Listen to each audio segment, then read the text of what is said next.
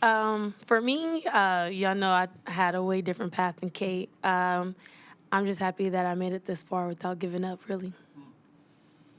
Yeah, I think different paths. I don't know. 5 years feels like a lifetime. I don't know. It just feels so weird. Like I forget who I was talking to about it yesterday. Probably Micah, someone on staff. But I was like, you don't even kind of remember your life before college because it feels so long, but it goes by so quick. So. Do y'all have a favorite memory, whether it's in the Farrell Center or just in time at Baylor in general? I mean, I was part of the national championship team, so it feels like ages ago, centuries ago, but that was pretty surreal. I mean, not many people can say they've done that. Me winning the Big 12 conference, I mean, that was probably something I was never going to do if I stayed at OSU. I think one of the highlights would have to be last Monday night. Yeah. Special. Yeah, that was a fun game. But their gym is nice. I'm going to give them credit. I was like, this feels like an NBA gym. Like, Yeah, facts. nah, it was nice. Kate, you've obviously seen your role change and grow, over the years. Were there times where, was it hard, maybe when you weren't playing as much? It's weird because I obviously got hurt my senior year of high school, so I was already out a year before coming in. It's definitely different, I don't know, like, I think you just kind of have to look at things in a positive direction. I don't think I ever really had a hard time doing that. So I think for me, it was just, I was always so hard on myself. So I was like, oh, what can I do that's going to be able to make me better? Like, what am I going to be able to do to give me a chance? And I obviously had a ton of ups and downs getting to the point that I'm at now, but wouldn't change any of it, I'm thankful for it. What's it been like for y'all to be a part of the team that helped lay the foundation for the new era of Baylor basketball? I think my name's gonna always be remembered. Hopefully, I hope my teammates pass down the line like, oh, Jamie and Kate were our seniors, and they did so much for us. And I just hope that they say one day, like, I hope we're like Jamie and Kate when we're seniors. Yeah, I think it's special. I think it's obviously, it's so different having a coaching change and going through that because you take so much heat. I mean, like Coach Nikki's taken so much heat from people around the country, no doubt about it. And it stinks having to see that. And, we don't want to be the letdown. You never want to be the players that, oh, like, dang, like we were the drop off. And I think this year we've had some ups and downs for sure, some challenges.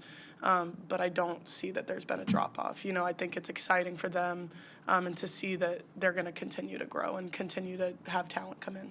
Kaden, you probably had plenty of big moments at Baylor. I mean, how good are you at this point about blocking off senior night from also needing to get a win? Winning mentality first. I think, obviously it's exciting that it's senior night, but senior night gets ruined if we lose. I'm going to be honest, like all of that gets ruined. I think that was even some motivation going into playing UT last week. It was their last home game. It was their senior night. It was something where they can, if they had won, they were going to get a piece of the Big 12. Like they could be outright Big 12 champs. And I think for us, it was like, we don't want that to happen. It's same as when West Virginia comes in here. The moment kind of gets ruined if you lose. So, in my opinion, at least, that's how I feel. I'm one of those people that watches a game 2, 3, 4 times, whether we win or lose after. It feels better when we win and get to watch that game after. So, definitely, we got to win that one. Something that's unique to both of you is you're both going to walk out of here with a master's degree, which is really cool. Just talk about what a degree from Baylor means to both of you guys. What it means to me is I'm the first in my family, and I got it done in a year and a half. So, which I'm surprised, though, because my sister is the one who's the really smart one. So, yeah, I just think that it's important. And I think that this is what my mom always wanted me to do. So for me to complete it so fast, I just think that I accomplished every goal that she wanted for me. When do you get your master's in so we can talk about it on the air? I've already graduated in December, but I graduated with my master's of educational psychology. Education psychology? Yes. You smart. I'm graduating in May in the sports management program. Sports medicine? Sports management. Sports medicine. Yeah. Caitlin, what do you remember? It's been a while. What do you remember about that West Virginia game? And that was actually, I think, your first conference loss. After Oklahoma State. Remember it all.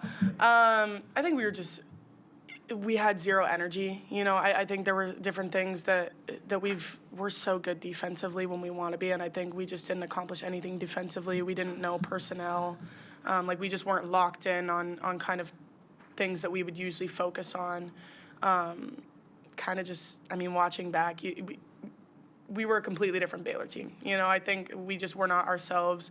So I'm hoping this time around, you know, we're going to be locked in defensively just like we were against UT, Iowa State. We're going to be running the floor just like Bugs did against UT, Iowa State, all of them. So I think just being able to play Baylor basketball is going to be the key. Okay, in all those wins, you guys have closed out games strong and won the fourth quarter. What's been that difference that's allowed you guys to do that? I think not kind of mentally being drained. Like, I think obviously a lot of teams start off really, really strong, and I think as the game goes on, you kind of get tired. Like, I think a lot of the times we've come out and we haven't been great in the third quarter, and then we're kind of like, okay, let's get back on track. Like, let's get back to how we were in the first half. And I think that's been kind of something where we need to just start that in the third quarter and continue that the whole game so we don't let other teams get close to us. But I think that's definitely a big thing for us is defensively. We're locked in. So Garrett asked y'all about your best memories. Obviously, this isn't the end, you know, Saturday. It's the end at the Farrell Center, but how much do y'all want to still make some more memories the next couple weeks? I want to win the tournament. Facts. Punch my ticket. Love to cut down some nets. Yeah, I'm just glad though that what Kate said about UT, I'm just happy that they didn't get to drop confetti on our head. I was looking up and I'm like, oh yeah, y'all had it ready, but maybe next time. Could both of you comment a little bit about what this extra rest this week has meant? You're off from Monday to Saturday. Did you take Tuesday, Wednesday off? Or tell us a little bit about, because that's a different kind of week. Thank God. Yeah, but I mean, so did you take Tuesday and Wednesday off? Sort of, kind of, but not really. Yeah, I mean, not long prior. Yeah. Yeah, it was more so, obviously you get the day off. We have 4 or 5 days before another game, and then Wednesday you obviously come in and you do what you need to do. It's not like we're just completely blocking out basketball, but coming in, doing treatment, doing what you need to do, whether it be recovery or getting workouts in, or, you know, working with strength coach or a trainer. So do you both feel more rested than usual going into a game? Yes, I'm too old for all this. Too old for I was saying that yesterday in practice. I said I'm too old for I this. can't wait till we start playing back to back. That means no more extra work. I guess for both of you guys, obviously, with this being the last game of Farrell, you guys are in practice. You kind of look around and be like, well, let's kind of take it all in a little bit more, or is it such a fast season that you don't really have time? I don't know. talked to you about this the other day. I was talking to her about it. I think it was Wednesday when we came in, and we weren't really sure kind of what the plan was, whether we were going to be full practice or whether we were just going to do film and then kind of split up, do kind of a smaller workout kind of day. And I was kind of just looking at her and I was like, I don't know, I just want to be here. I was like, because for me, I don't get this back, you know, I think we both are going to be moving on from here. It's not like we have any more eligibility that we can exhaust. And I told her, I was like, I just kind of want to be around, around here, because, I'm not going to get it back. I'm not going to be able to do it again. So for sure, you definitely focus about it. It's kind of been on mine the past couple weeks for sure.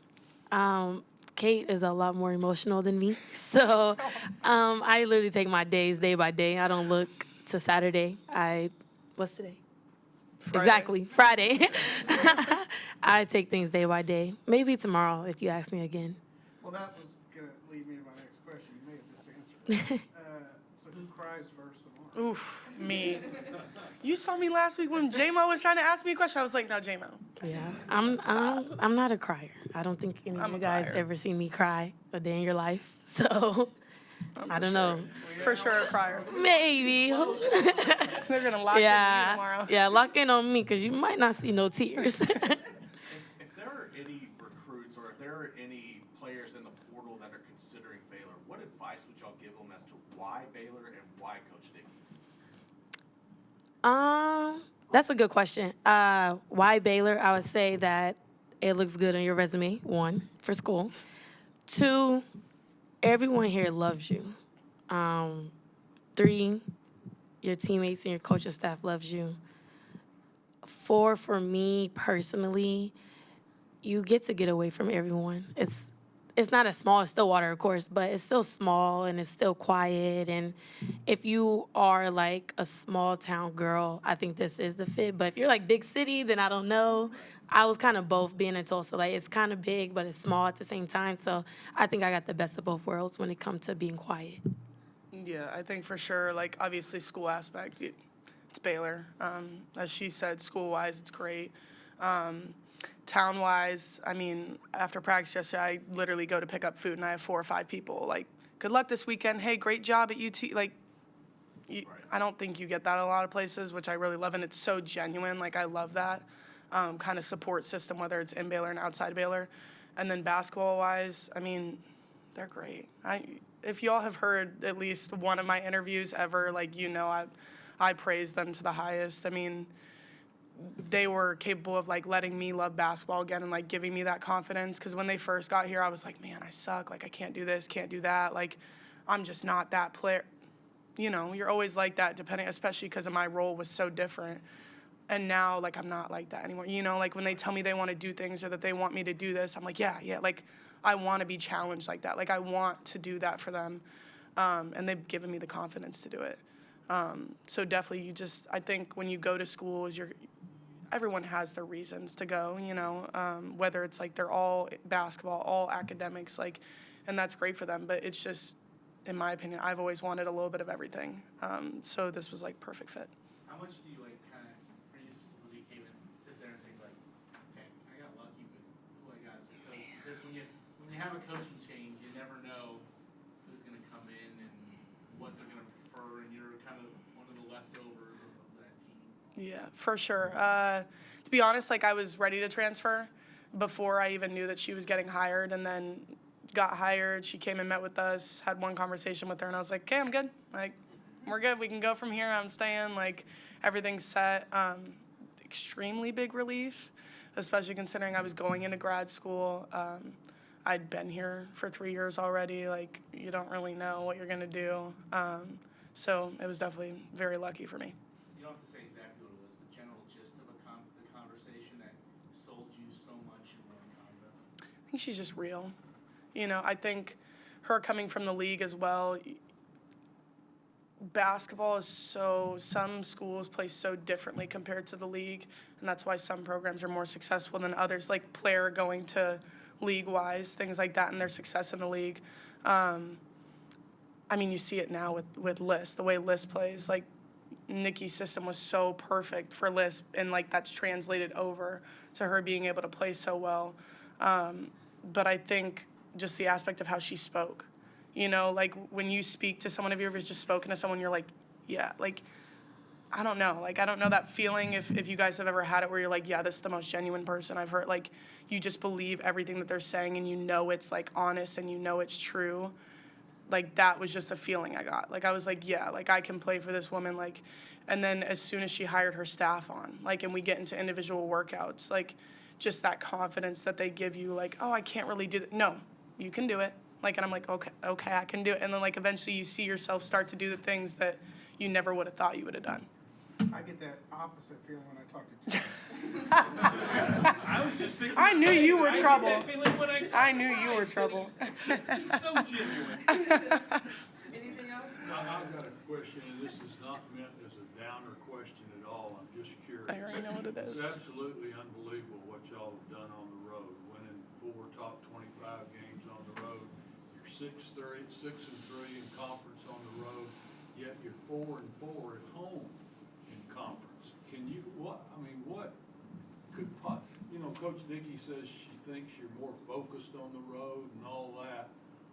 Can either one of you respond to anything that might enter? I mean, is school too hard when you're here? Or give me an excuse. Just to put it in perspective, 3 of those 4 losses were to ranked teams. 2 of them were in OT. One of them, Asia, had just gotten hurt, and I had just gotten back from my first game. The other was Oklahoma State, and we probably played our worst basketball. Never to make excuses, but in perspective, 3 out of the 4, you kind of look at it like that. We didn't play any of our best games in any of them, but at least we knew some of them, could have gone either way. OU, we could have gotten a couple more stops. We would have never gotten to overtime. Iowa State, we could have not fallen asleep on a couple of their threes and been there on the catch and, things like that. We wouldn't have gone into double OT. Just things I look back whenever I watch those games, that one play could have made the difference for us. So. Thanks, ladies. Good. Thank you all very much. Good luck tomorrow. I think one of the things that Caitlin told me when she said she wanted to come back this year was that I'd made her love basketball again. And, those are the kind of statements that impact you in a way that wins and losses don't. Because, when you think about the game, or I think about the game, and I've said this many times, the game just doesn't owe me anything, and I owe it everything. And so, for someone to find that love for something that I consider so special, that's one of the greatest compliments you can get as a coach, that players want to play an additional year. And both of these two are players that graduated and didn't need to come back, but wanted to come back. And so I think it starts there with both of them. I think Jamie was one of the first people that, obviously, when she was very familiar with Baylor and wanted to, I think with her, and I've said this, she didn't take a step back, but I think in terms of roles and expectations personally, when she came here last year, at times she was the 5th option on the floor. A really good 5th option, but, it was about playing for a championship and being part of a championship program, and for that to happen for her. And J. Lou last year was really, really special. Caitlin has just had this evolution of being someone who was all about Baylor and always a great team player to someone who truly impacts whether we win or lose. And, that can't be understated. I think she was that way last year, but I think she's moved from someone who we viewed as valuable to someone that teams attack early and often in games because they know that we're just not as good if she's not on the floor. And so, I genuinely hope that she gets the honors that I think she deserves for this season. But I don't get to vote for my own players. But I think what she's put together, a 50, 40, 80, her plus minus, her value to us at the defensive end, I think teams game plan for her now. And I don't think that was the case in the past. And so I think her numbers dictate it. I think her importance dictates it, and it's not like she's a good player on a team that's finishing last. I mean, she's a good player that's a team that's beaten the top 2 teams, that's competed with everyone, and who has a chance to finish in 3rd, which, I know is not the expectation here, but certainly I think the kind of year that we've had, our goal is to win one more game, and if we do, we finish no worse than a tie for 3rd, and I think that says a lot about this group, considering the adversity that we've faced. What has Caitlin meant to Baylor just as a whole? Obviously, going from someone who wasn't a big part of the team to, she talked about she was going to transfer before she even knew that you were getting hired, to now being kind of a backbone to the team. I just, she is what you want from a student athlete, someone who values a Baylor degree, someone who articulates what it means to be a student athlete at Baylor, who embodies name on the front of her jersey over name on the back. My guess is, and I don't know this, but probably for 3 years, never complained about her role. Maybe wasn't happy with her role, but never complained. Who could be a great coach if someday she wanted to be. I don't know that she wants to be, but because she's such a smart basketball player, and that's so valuable to me. that matters to me, and your GPA does not dictate if you're a smart basketball player, but she's also okay with a good GPA. But, I learned a long time ago that, there's a difference between knowing your plays and knowing why you do stuff and getting A's in school when you can memorize content. And so I just think she's someone the fans love because she gives her all. She's banged up, beat up. She's always there. So, we're gonna miss her a lot. Is Jaden's plan to come back? Yeah, I think it is. I think that's a question for her. I think that is her plan. She's started her master's program but won't have finished it. But I think players always reevaluate, when they kind of finish out a season.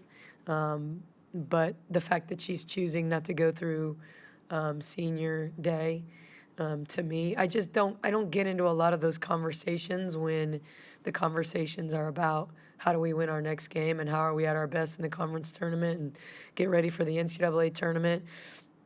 To me, those are postseason conversations that you're having. But I anticipate she'll be back, but I certainly don't know that. I don't think you ever know that. There's just rarely a crystal ball, and so yeah, I assume she'll be back, but I don't.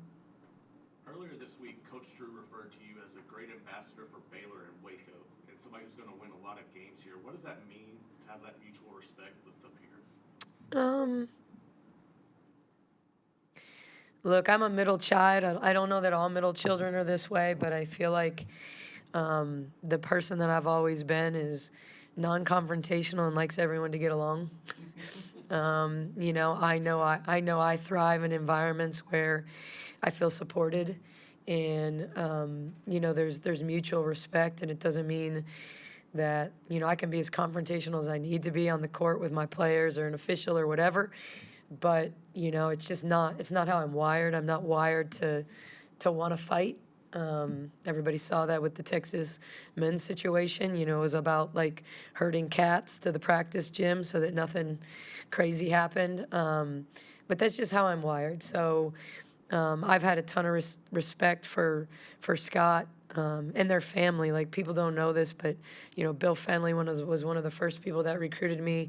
Dana, his older sister, played for Bill, and she's one of the first people I watched back when he played 2-3 zone, and she was the max steals leader playing the top of the 2-3 zone. I know that makes me old, but I played at Purdue. Homer was coaching at Valpo, so everybody has emulated and called the game-winning shot that Bryce hit, the Valpo, over the years, and used it in some capacity or another. And so there's just always been a respect for him. I certainly did not know him personally, but I think that the great part about both of us is we want to succeed, but we want to treat people the right way. We believe in elevating one another, only elevates everybody instead of, I don't root for them to lose, so we look better if I lose. I don't want him to lose so that people are equally mad at us in the community. I just think that when the football program is good and when tennis is good and when everyone's good, there's just this environment of excellence. And that's what we want to surround our student athletes with. And then we want to model what it means to work with people and work with people well. So I feel blessed to work alongside someone that is supportive, that's going to text me after a win and vice versa. When they had lost 3 in a row to start conference play, we ordered their staff lunch. And, he said he'd never been so touched by something because no one had ever done anything like that before. But if you're not in these trenches, you don't know how that feels. And it's sometimes hard to put one foot in front of the other when, you're in those moments. And so he just said that meant a lot. And so then when we lost a couple in a row, they bought us lunch. So, it's just that idea of we get how the other person feels and want to support that. So do you ever hit the Bryce Drew shot? What was your dad talking about driveway? Oh man, my dad takes too much credit for everything. My dad was basically my youth coach in everything. you know, and where most kids get out, you know, I always say, like, my dad was amazing. He worked long hours, he worked Saturdays, but when he got home, the first thing he did was take his tie and jacket off, grab his ball glove, grab the football, whatever it was when he got home. That was like, if it was football season, I was running fly routes and button hooks and had to catch it before it got to the edge.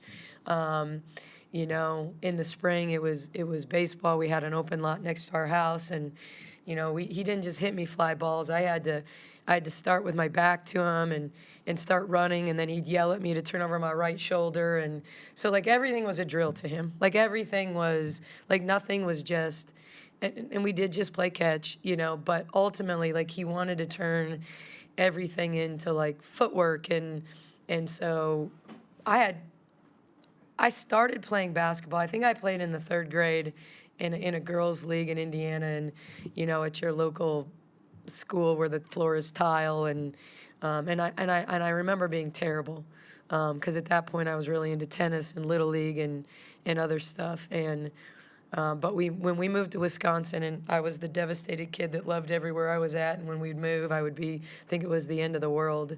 But when we moved to Wisconsin, there was no local tennis program, there was no club program, there was no high school program, but I had a really big driveway and a hoop in my driveway.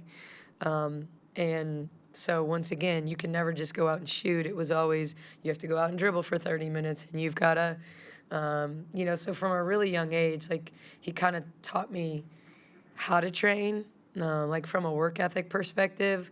You know, it's okay if you're out there for 4 hours, but make sure 30 of them, you know, you're working on things you need to work on. And, you know, my dad was, when I would get done with high school practice before I could drive, he'd pick me up at high school practice and take me to the local university. And, like, I know there's a lot of dads from my generation that are like this, but the man never took a shot. Like, he just would rebound hour after hour after hour. And it's like, I really don't feel like if any of my 3 kids would have gotten into basketball, that I wouldn't have at least had to take, you know, 3 shots for every 100 that they took. But yeah, so my dad likes to take credit, and he probably should. I mean, we always talked about in our house, I just grew up in a household where excellence was expected. There was nothing else. If you're gonna do something, you know, like, we didn't bring B's home in my house. All 3 of us were valedictorian. Like, you didn't do it. And I don't know if we feared it, but it was like that idea of, if you're capable of it. And he'd always say, if a B's the best you can do, then a B's okay. But man, if you brought one home even on a test, and it was real hard to answer, that's the best I can do. So yeah, it was just like that. And I played boys sports all the way through, maybe 7th grade basketball. I was still going to Bo Ryan basketball camps, and playing with the boys, all the way through, like, 7th grade. Nikki, could you comment on the development of Kyla Abraham from the start of the season to now, and the contribution she's making is unbelievable to me. Yeah, she, you know, part of it was that stretch when we weren't winning any games, and you know, I was looking for answers, and, you know, she kind of got her first real taste of Big 12 play, at K-State, you know, like some minutes there. You know, she's a player that we knew when we signed her had the capacity to eventually be really, really good. But, you know, big kids just develop typically slower, you know, and,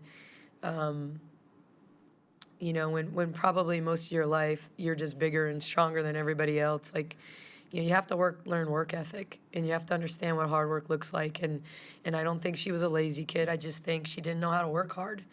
And so part of this year is about teaching her, like, that's not good enough. You know, you didn't run the court as hard as you could. That's not good enough. We're not asking you to do a lot of things. We're asking you to screen, run, and rebound. You know, and if you'll do those 3 things, like, you can really impact us. And, you know, so I think, you know, she missed a couple weeks in January, and I think when she came back, she had, like, a renewed sense of purpose, and I think her practices got better.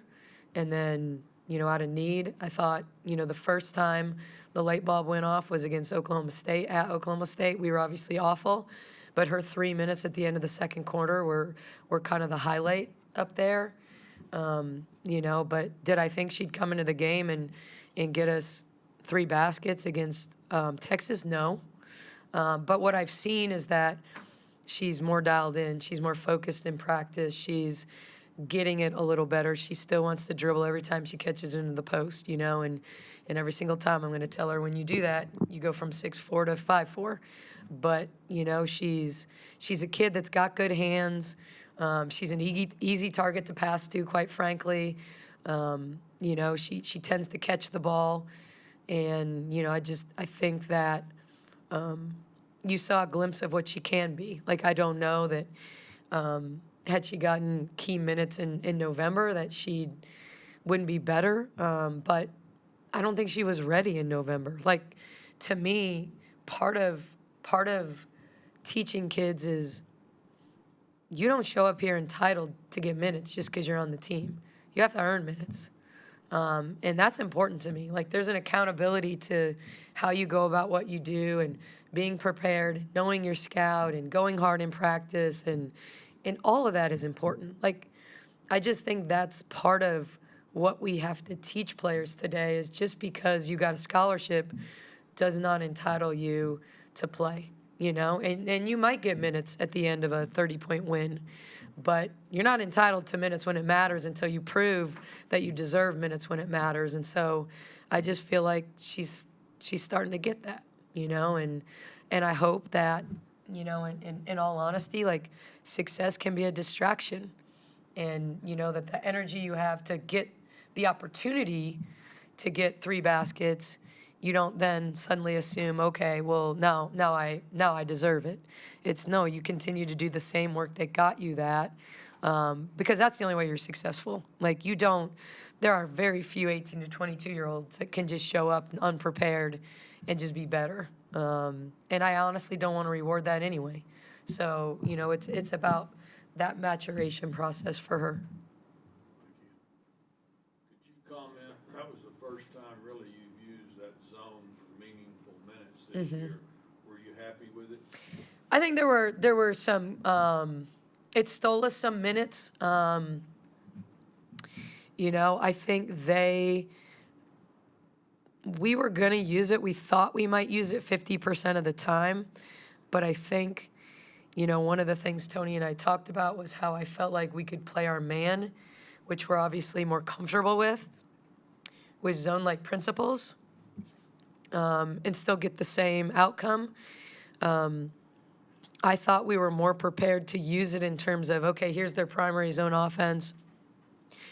Here's their favorite quick hit. They're going to get in a stack. And so we knew when they got in that stack how to guard it, where the last time when we threw it at them, man, it was a little bit desperation driven, and we didn't have a big lineup in.